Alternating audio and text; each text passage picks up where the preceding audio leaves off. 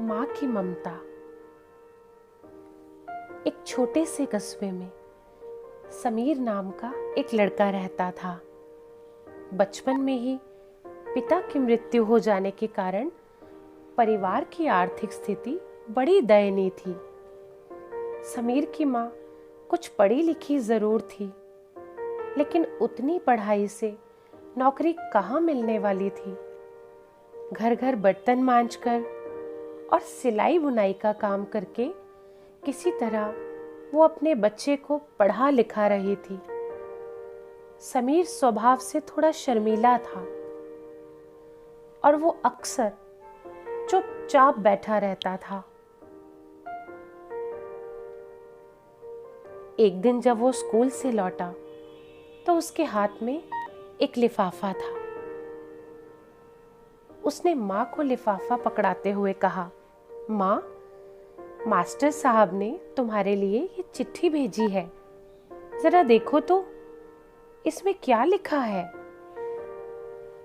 माँ ने मन ही मन चिट्ठी पढ़ी और मुस्कुराकर बोली, बेटा, इसमें लिखा है कि आपका बेटा काफी होशियार है।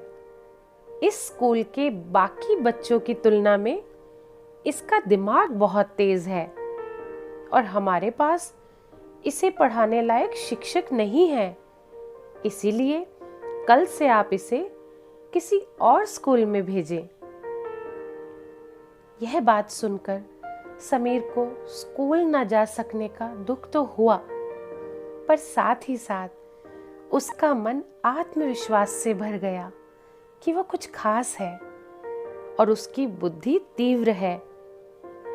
माँ ने उसका दाखिला एक अन्य स्कूल में करा दिया। समय बीतने लगा। समीर ने खूब मेहनत से पढ़ाई की।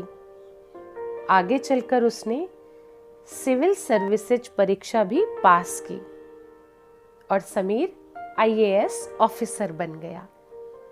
समीर की माँ अब बूढ़ी हो चुकी थी और कई दिनों से बीमार भी चल रही थी और एक दिन अचानक उनकी मृत्यु हो गई। समीर के लिए ये बहुत बड़ा आघात था। वह बिलख बिलख कर रो पड़ा। उसे समझ नहीं आ रहा था कि अब अपनी माँ के बिना वो कैसे जिएगा। रोते रोते ही उसने माँ की पुरानी अलमारी खोली और हाथ में उनकी माला, चश्मा और अन्य वस्तुएं लेकर चूमने लगा। उस अलमारी में माँ ने समीर के पुराने खिलौने और बचपन के कपड़े तक संभाल कर रखे हुए थे। समीर एक एक करके सारी चीजें निकालने लगा और तभी उसकी नजर एक पुरानी चिट्ठी पर पड़ी।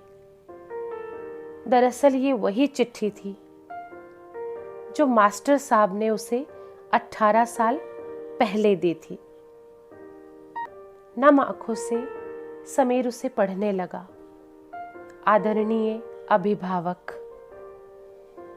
आपको बताते हुए हमें अफसोस हो रहा है कि आपका बेटा समीर पढ़ाई में बेहद कमजोर है और खेल कूद में भी भाग नहीं लेता है।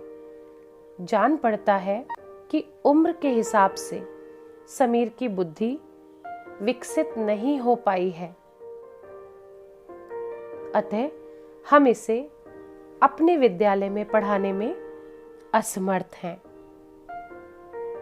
आपसे निवेदन है कि समीर का दाखिला आप किसी मंद बुद्धि विद्यालय में कराएं अथवा खुद घर पर रखकर इसे पढ़ाएं। अब समीर सारी बात समझ चुका था कि भले अब उसकी माँ इस दुनिया में नहीं रही, पर वो जहां भी रहे उनकी ममता और उनका आशीर्वाद सदा उस पर बना रहेगा। समीर की आंखों से लगातार आंसू बह रहे थे और उसके दिल से सिर्फ एक ही बात निकल रही थी